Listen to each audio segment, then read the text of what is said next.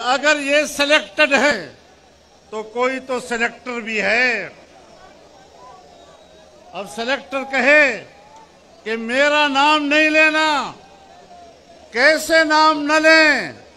آپ نے چوراہے کے اوپر جمہوریت کو ذبح کیا ہے اور جمہوریت کو ذبح کر کے ایک جعلی حکمران کو اقتدار کے تخت پر بٹھایا ہے۔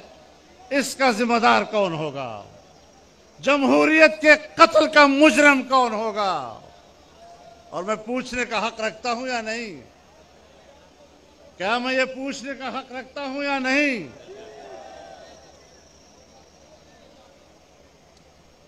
کہ اپنے سلیکٹرز کی کارکردگی پر، اپنے سلیکٹڈ کی کارکردگی پر اس کے سلیکٹرز شرمندہ ہیں یا ابھی بھی اس کی کارکردگی پہ نازاں ہیں؟